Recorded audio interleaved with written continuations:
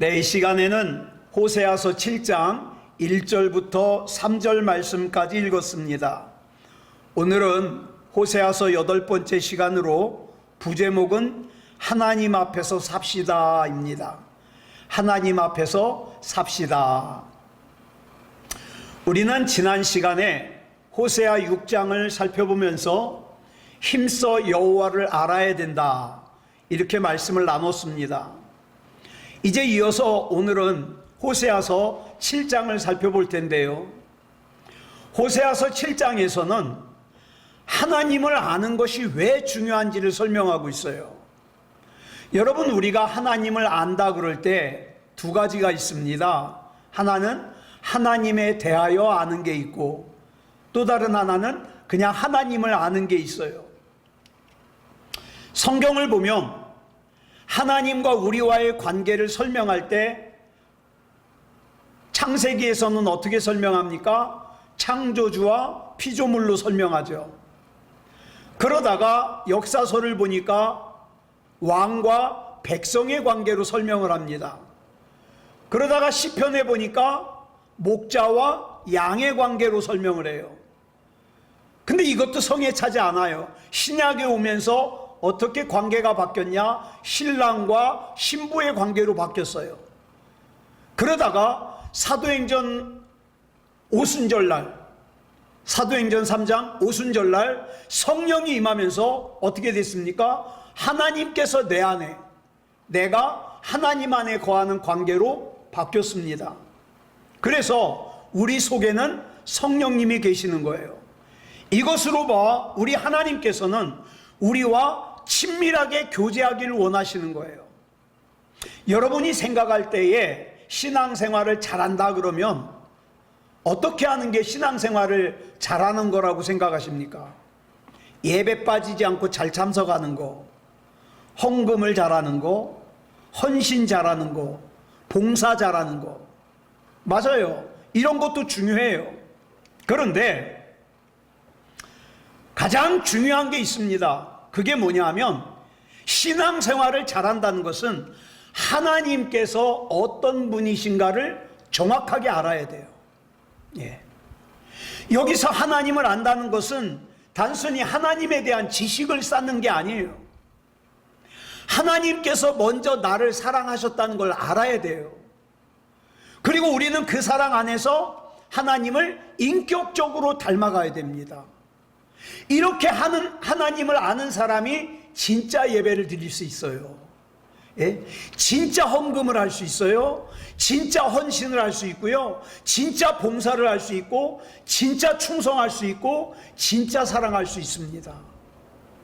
우리가 지난 시간에 살펴본 호세아서 6장을 보면 3절에서 이렇게 말씀하고 있어요. 시작. 그러므로 우리가 여호와를 알자. 힘써 여호와를 알자. 그의 나타나심은 새벽빛같이 어김없나니 비와 같이, 땅을 적시는 늦은 비와 같이 우리에게 임하시리라 하니라. 자, 여기 보니까 새벽빛이 나와요. 우리 흔히 그런 말 하죠. 동트기 전에 제일 어둡다고. 자, 새벽에 해 뜨기 전이 제일 어둡대요. 그런데 너무 어두워서 새벽이 올 것 같지가 않아요. 그렇지만 새벽이 온다는 것을 의심하는 사람이 있어요, 없어요? 없습니다. 새벽은 반드시 와요. 그래서 칠흑 같은 어둠을 어떻게 합니까? 구석구석에서 몰아냅니다. 우리 사람은요, 컨디션이 좋을 때는 믿음이 좋았다가 컨디션이 안 좋으면 안 좋을 수가 있는데, 우리 하나님은 그렇지 않아요. 한결같으세요. 그래서 여기서 뭐라 그랬습니까? 늦은 비가 나오는데 성경에 보면 이른 비가 나오고 늦은 비가 나와요. 이른 비는 어떤 비냐? 씨를 뿌릴 때 촉촉하게 땅을 적셔주는 비가 이른 비예요. 늦은 비는요, 결실을 할 수 있도록 도와주는 비가 늦은 비예요. 그러므로 하나님의 나타나심이 늦은 비와 같이 우리에게 임하신다는 건 뭡니까? 꼭 필요할 때 역사하신다, 이 말이에요. 그래서 역사하시는 것은 하나님이 하시고, 저와 여러분이 할 일은 뭐예요? 그 하나님을 신뢰하는 거예요. 믿는 거예요. 그렇기 때문에 저와 여러분의 인생에서 가장 중요한 게 뭐냐? 하나님을 아는 거예요. 바로 아는 거예요. 우리가 병을 치료하려면 어떻게 합니까? 의사한테 가가지고 내가 어떻게 아프고 어디가 불편하고 그걸 다 얘기하잖아요. 내 아픈 걸 드러내야 돼요. 오늘 본문 1절 말씀이 바로 그런 내용입니다. 자, 우리 같이 볼까요? 시작. 내가 이스라엘을 치료하려 할 때에, 하나님께서 이스라엘을 치료하시기로 작정하셨습니다. 우리가 지난 시간에 호세아 6장 1절을 살피면서 하나님의 궁극적인 목적이 뭐라 그랬습니까? 우리를 찢으시는 게 아니라 그랬어요. 우리를 도로 낫게 하시는 게 목적이에요. 우리를 치시는 것이 목적이 아니라 우리를 싸매주시는 것이 목적이라 그랬습니다. 이 말씀에 대하여 실제적으로 하나님께서 이스라엘 백성을 치료하기 위해서 사용하시는 방법이 뭐냐? 그 말씀이 이제 계속해서 나오는 거예요. 자, 계속 읽겠습니다. 시작. 에브라임의 죄와 사마리아의 악이 드러나도다. 여기 보니까 하나님께서 찢으시고 치셔야 될 악을 설명하는데 두 가지로 설명하고 있어요. 하나는 에브라임의 죄, 또 다른 하나는 사마리아의 악. 자, 그런데 앞에서도 말씀을 드렸습니다마는 이 에브라임의 죄와 사마리아의 악을 지적하시는 거 역시 뭡니까? 이스라엘을 낫게 하려고 그러는 거예요. 낫게 하려고, 싸매 주시기 위해서. 자, 그러면 먼저 여기서 말하는 에브라임의 죄가 뭐냐? 에브라임의 죄. 여러분, 전에 이런 말씀 드렸는데 기억하실라나 모르겠어요. 하나님께서 이스라엘을 부르실 때, 칭찬하실 때는 주로 이스라엘이라고 부르는데 혼내실 때는 에브라임이라고 부르셔요. 에브라임. 자, 그런데 이 에브라임이라는 이름의 뜻은 좋은 뜻이에요. 무슨 뜻이냐? 토지나 국민이나 열매나 축복 같은 것이 2배라는 뜻이에요. 2배. 얼마나 좋아요. 이 에브라임의 원래 뜻은 좋은 뜻이에요. 다시 말해서 이런 뜻이에요. 에브라임아, 이 말은 이 하나님의 은혜를 2배로 입은 사람아, 이런 뜻이에요. 얼마나 좋아요. 갑절의 은혜. 여러분, 창세기 32장 28절을 보니까 하나님께서 야곱의 이름을 이스라엘이라고 바꿔주시죠. 자, 이스라엘의 뜻이 뭐라고 그랬습니까? 시작. 이는 내가 하나님과 및 사람들과 겨루어 이겼음이니라. 좋은 뜻이에요. 좋은 뜻. 자, 그런데 좋은 이름인데 하나님께서 잘한 일로 이름을 부르실 때와 잘못한 일로 이름을 부르실 때가 소리가 다르겠죠. 자, 또 한 가지 예를 들자면 베드로가 갈릴리로 돌아가요. 갈릴리로 돌아가서 물고기를 잡을 때 부활하신 예수님께서 갈릴리로 오셔가지고 새벽녘 동이 트는 그 바닷가에서 베드로를 만나서 뭐라고 부르실까요? 시몬아, 이렇게 부르셔요. 자, 이 시몬이라는 이름은 예수님께서 이 베드로의 이름을 개바, 즉 베드로로 바꿔주시기 전에 사용하던 이름이에요. 이 이름의 뜻이 뭐냐? 갈대예요. 갈대. 바람에 흔들리는 갈대. 자, 그러면 예수님께서 왜 한동안 사용하지 않던 이름인 시몬이라고 부르셨을까? 이 베드로가 예수님을 만나기 이전의 삶으로 되돌아간 것을 꾸짖으시는 거예요. 꾸짖으시는 거. 그러니까 같은 이스라엘이라는 이름이지만 하나님께서 어떤 표정으로 부르시냐에 따라서 의미가 달라지는 거예요. 자, 이름이 좋은 뜻을 가졌다는 것은 무슨 뜻입니까? 하나님께서 복 주길 원하셔요. 그래, 너는 하나님과 겨루어 이긴 사람이야. 이긴 민족이야. 그래, 내가 너에게 복을 2배로 주려고 그랬어. 에브라임아, 좋은 뜻이에요. 복을 주려고 그랬어요. 그런데 문제는 지금 이들이 하나님께서 원하시는 방향으로 가지 않고 어긋나 있다는 거예요. 그러면 지금 하나님께서 어떤 표정으로 이 말씀을 하시는 걸까요? 예? 은혜를 2배로 입은 사람이라는 뜻의 에브라임을 부를 때 어떤 표정일까요? 야, 이 은혜를 2배로 입으라고 이름을 에브라임이라고 줬는데 이 에브라임아, 너 지금 여기서 뭐 하고 있는 거냐? 이런 표정이죠. 즉 여기서 지금 말하는 에브라임의 죄는요, 이름값을 못하고 있다는 뜻이에요. 하나님의 기대를 저버렸다는 뜻이에요. 여러분, 우리도 마찬가지예요. 하나님은 저와 여러분을 뭐라고 부르셔요? 성도라고 부르셔요. 하나님의 자녀라고 부르셔요. 왕같은 제사장이라고 부르십니다. 그럼 한번 보자고요. 저와 여러분의 삶을 돌아보면 성도라는 이름의 값을 하고 살고 있는가? 하나님의 자녀라고 하는 이름의 값을 하고 살고 있는가? 왕같은 제사장이라고 하는 그 이름의 값을 하고 살고 있는가? 이거 돌아보자는 거예요. 이 값을 못하면 뭐다? 에브라임의 죄를 짓고 있는 거예요. 에브라임의 죄. 자, 그 다음에 두 번째로 나오는 게 뭡니까? 사마리아의 악입니다. 사마리아는요, 한때 북이스라엘의 수도였습니다.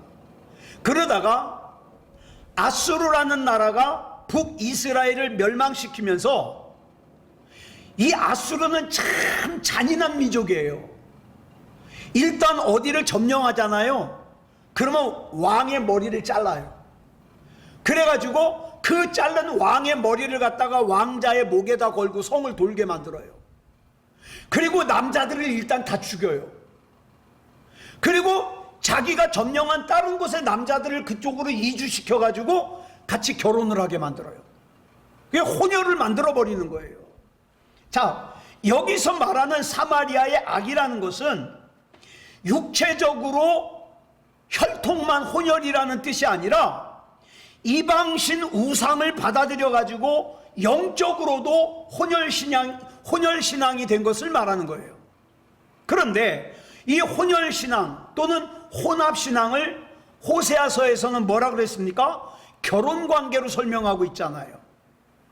신랑 대신은 하나님 이외에 다른 남자와 관계를 맺는 간음으로 설명을 하고 있어요.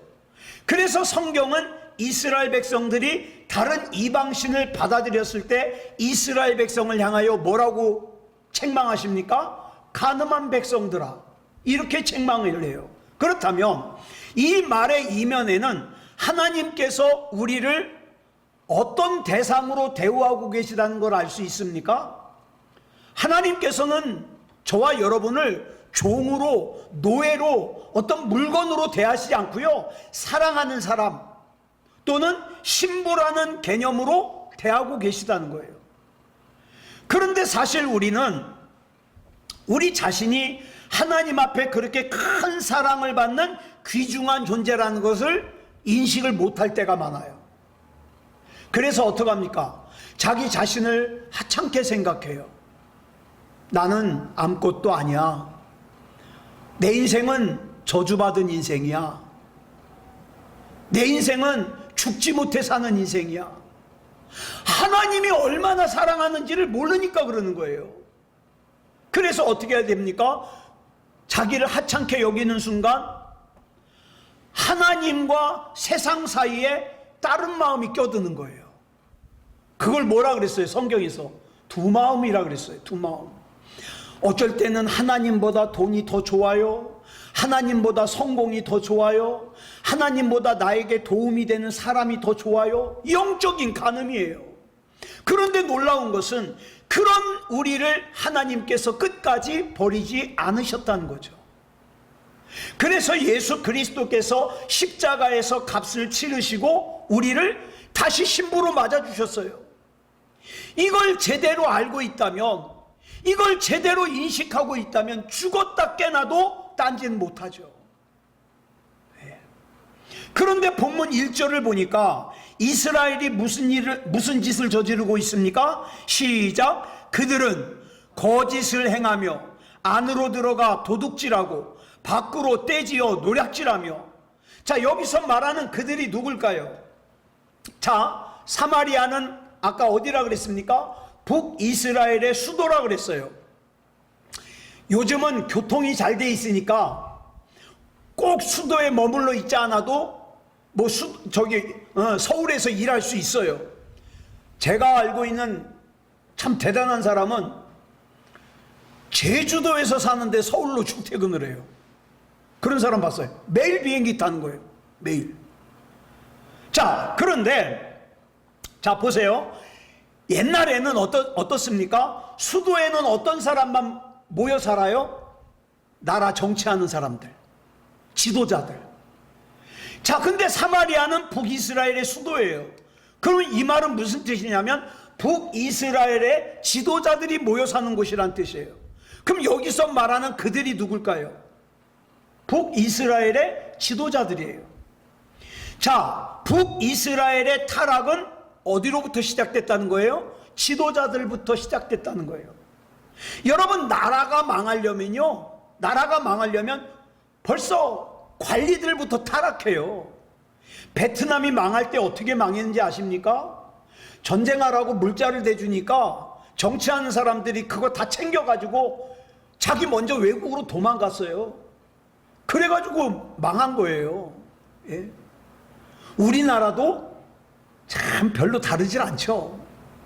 그러니까 하나님의 은혜로 우리나라가 여기까지 온 거죠. 나라가 망하려면 관리하는 사람들이 부패하기 시작하는 거예요. 자, 그런데 본문에서 그들이란 사마리아에서 사는 지도자들을 얘기를 하는 거예요. 근데 그들이 뭐 했다고요? 거짓을 행하며. 여기서 거짓을 행한다는 것은 어쩌다 난처하니까 나도 모르게 한번 거짓을 말하는 게 아니라 여기서 말하는 거짓은요, 의도적으로, 반복적으로, 계획적으로 속이려고 작정하고 거짓말하는 거예요. 누가? 사마리아의 지도자들이. 누구에게? 백성들에게. 그래서 로마서 12장 2절을 보니까 이렇게 말씀하고 있는 거예요. 시작. 너희는 이 세대를 본받지 말고 오직 마음을 새롭게 함으로 변화를 받아 하나님의 선하시고 기뻐하시고 온전하신 뜻이 무엇인지 분별하도록 하라. 자, 지금 우리나라가 굉장히 시끄럽습니다. 그죠? 선거가 끝나고 나서 선관위 때문에 굉장히 시끄러워요. 여러분, 이럴 때 저와 여러분은 나는 민주당이야, 나는 국민의힘이야, 이런 허튼 소리에 속으면 안 돼요. 저와 여러분은 기도하면서 하나님의 뜻이 뭔가를 봐야 됩니다. 뭐가 옳은 것인지를 봐야 돼요. 뭐가 옳은지. 그래야 거짓말에 속지 않습니다. 요새 보면은 방송이나 인터넷이나 거짓말이 너무 많아요. 그러니까 우리는 그 거짓말에 속지 않게 해달라고, 눈을 뜨게 해달라고 하나님 앞에 기도하는 거예요. 자, 그 다음에 본문 계속 보겠습니다. 자, 지도자들이 어떻게 했어요? 안으로 들어가 도둑질하고. 여기서 안으로 들어간다는 것은 단어 하나가 빠져 있어요. 원문 성경에는 뭐가 있냐? 관청이라는 뜻의 단어가 들어있어요. 관청은 어떤 곳입니까? 지도자들이 정치하는 곳이죠. 그런데 이 지도자들이 관청 안으로 들어가서 뭐를 했다 그래요? 도둑질 한다는 거예요. 백성의 돈을 갖다가 챙기고 가르치고 백성들을 섬기라고 앉혀준 자리에서 거짓을 행하는데, 그 거짓이 어쩔 수 없어서 우발적으로 하는 거짓이 아니라 계획적으로, 의도적으로, 반복적으로 작정을 하고 거짓을 행하고 관청 안에서 도둑질했다 이 말이에요. 그 다음에 또 뭐 했습니까? 밖으로 떼지어 노략질하며. 이 말씀은 지금 떼강도를 설명하는 게 아니에요. 누구예요? 이스라엘의 지도자들을 설명하는 거예요. 근데 문제는 이제 여기서부터 문제예요.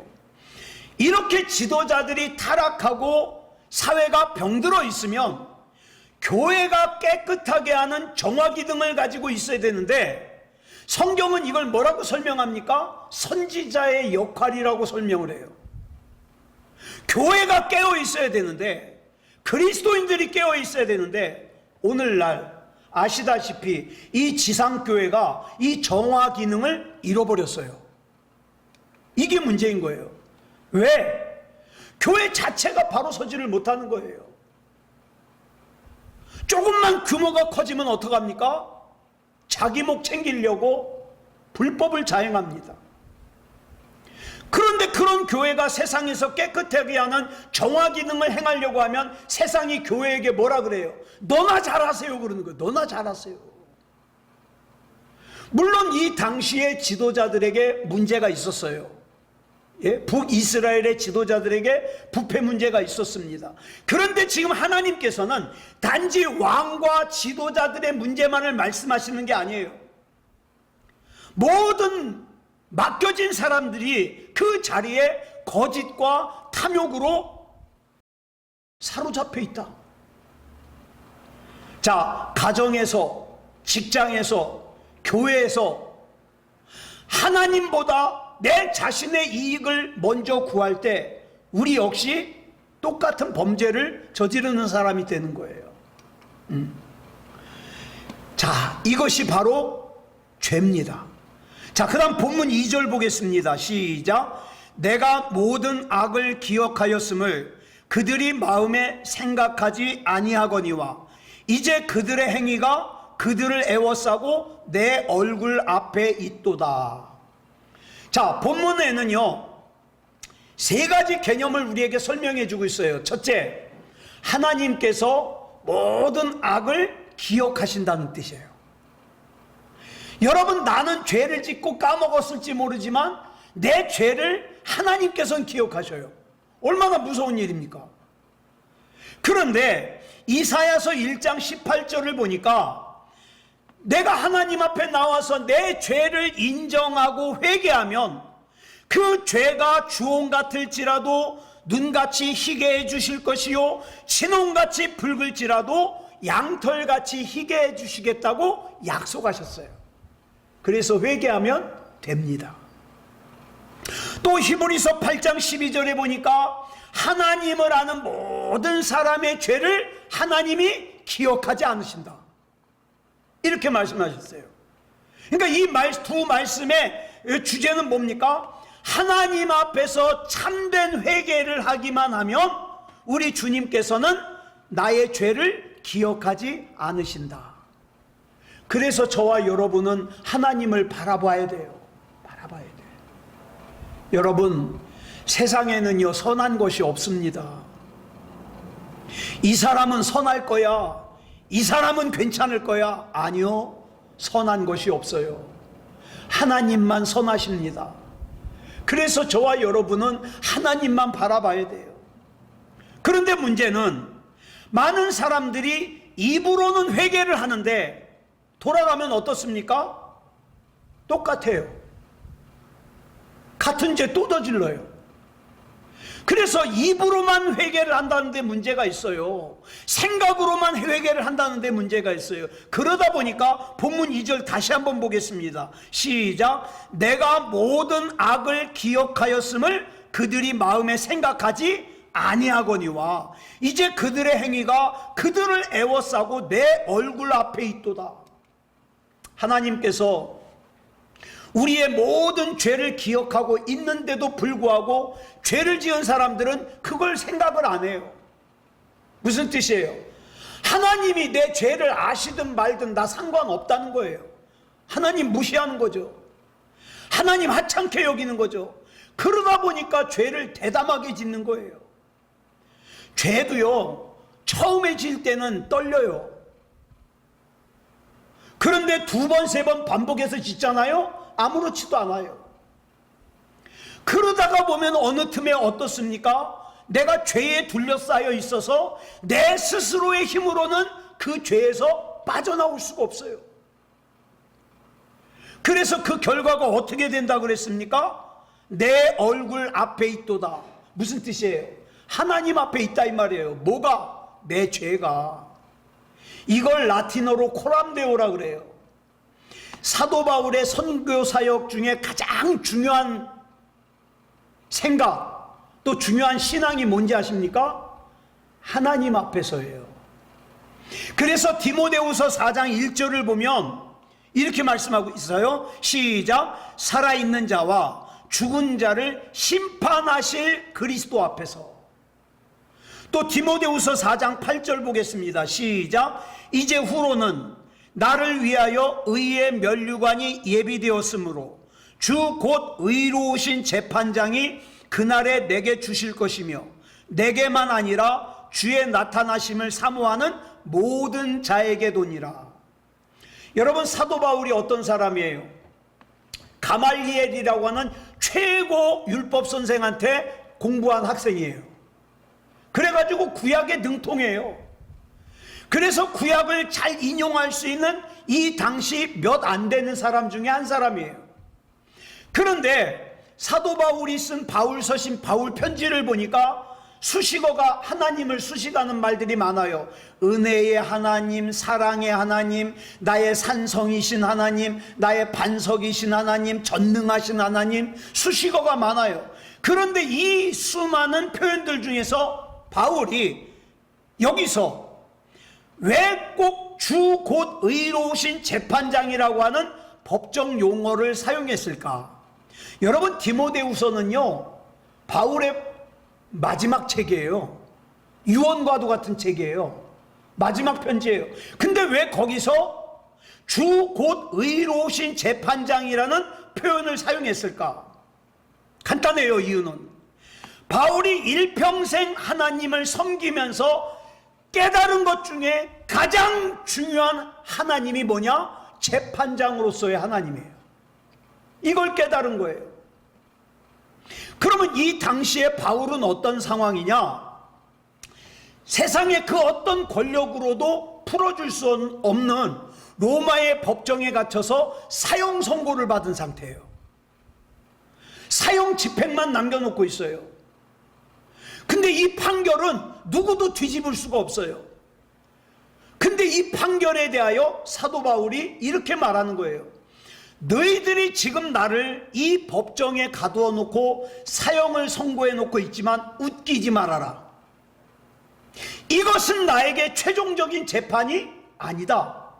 이 세상은 나를 사형수라고 판결을 내렸지만 내게 진짜 중요한 재판은 아직 남아있다. 그게 어떤 재판이에요? 주 곧 의로우신 재판장이신 하나님 앞에서 받는 재판이에요. 예. 이 이야기를 지금 이렇게 말하고 있는 거예요. 그래서 성경에 있는 단어 하나하나, 용어 하나하나는 아무렇게나 사용된 게 아니에요. 그 안에 중요한 의미를 담고 있는 거죠. 그러니까 어때요? 바울이 복음을 전하면서 못 먹고 헐벗고 매 맞고 감옥에 갇히고 바구니 타고 도망가고 그러면서 어떤 힘으로 버텼는가 보니까 바로 이거예요. 하나님 앞에서 나는 지금 하나님 앞에서 바르게 살고 있는가? 하나님 앞에서 내가 하나님 앞에서 바르게 살고 있다면 나 못 먹어도 괜찮아. 나 헐벗어도 괜찮아. 매 맞아도 괜찮아. 감옥에 갇혀도 괜찮아. 그래서 하나님 앞에서라고 하는 코람데오로 버틴 거예요. 자, 이렇게 사도 바울이 의로우신 재판장이신 하나님을 기다릴 수 있었던 이유는 자기 어떤 노력으로 자기의 공로로 의롭게 되었기 때문이 아니라 예수 그리스도의 의가 나에게 전가됐기 때문이에요.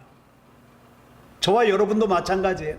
내가 아무리 착하게 산들 내가 어떻게 의롭게 되겠어요? 그러나 예수 그리스도께서 나를 위해 십자가를 지시고 죽으셨다 부활하심으로 말미암아 참 형편없는 나지만 그 예수님을 구주로 영접해서 나는 뭐가 되는 거예요? 의인이 되는 거예요. 하나님의 자녀가 되는 거예요. 그러므로 저와 여러분은 두려움 가운데 사는 존재가 아니라 감사하면서 소망 가운데 하나님을 찬양하면서 그렇게 사는 거예요. 그런데 이렇게 사는 우리에게 무슨 공로가 있다? 명예가 있다? 그럴 리가 없잖아요. 예수 그리스도로 내가 그렇게 된 건데. 자, 3절 보겠습니다. 본문 3절 시작. 그들이 그 악으로 왕을, 그 거짓말로 지도자들을 기쁘게 하도다. 자, 이때 이스라엘의 가장 큰 문제가 뭐냐 하면 바른 소리를 하는 사람이 없어요. 그저 사람을 기쁘게 하는 말만 해요. 왕을 기쁘게 하는 말만 해요. 여기서 왕을 기쁘게 한다는 건 세상을 기쁘게 한다는 뜻이에요. 예. 사람의 눈치만 보고 사람의 비유만 맞추고. 여러분, 이거는 교우들을 대하는 목회자도 마찬가지예요. 여러분, 같이 신앙생활하는 교우가, 목회자가 보기에 이렇게 살면 안 되는데, 이렇게 살면 구원받을 수가 없는데, 이렇게 살면 생명책에 이름이 기록될 수 없는데, 근데 내가 이렇게 살면 안 된다고 얘기를 하면은 삐칠까봐, 교회를 떠날까봐 말 못할 수가 있잖아요. 그러나 우리에게 진짜 중요한 것은 사람의 눈치를 보는 것보다는 내가 지금 하나님 앞에 어떻게 서 있는가. 코람데오예요. 코람데오. 말씀을 정리하겠습니다. 하나님께서는 이스라엘의 죄를 드러내셨습니다. 그거는 이스라엘을 무너뜨리고 책망하고 아프게 하기 위해서가 아니에요. 치료하기 위해서예요. 의사가 병을 고치기 전에 상처를 드러내듯이 하나님께서는 우리의 죄를 드러내십니다. 이름값을 못하고 사는 에브라임의 죄도, 세상과 하나님을 겸하여 섬기는 사마리아의 악도, 결국에 보면은 우리의 모습이에요. 그러나 하나님은 그런 우리를 포기하지 않으세요. 예수 그리스도의 십자가를 통해서 우리를 다시 살리시고 회복시키기를 원하십니다. 그러므로 오늘 저와 여러분에게 절대적으로 필요한 것은 사람의 눈치를 살피면서 사는 것이 아니라 하나님 앞에서 내가 어떻게 살고 있느냐예요.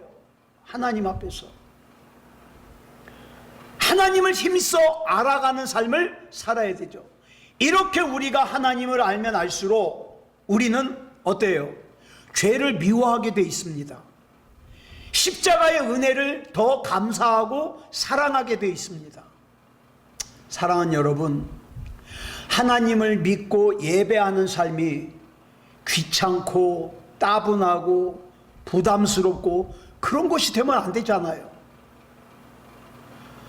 저와 여러분은 언제든지 하나님 앞에서 나의 아무 공로 없이, 내 아무 어떤 노력 없이 그저 예수님을 구주로 영접해서 구원받았는데, 그로 인하여서 내가 언제든지 하나님 나라에 들어갈 준비가 됐다는 것을 항상 생각하고 기뻐하며 감사하며 그렇게 사는 저와 여러분이기를 그리스도 예수님의 이름으로 축복합니다.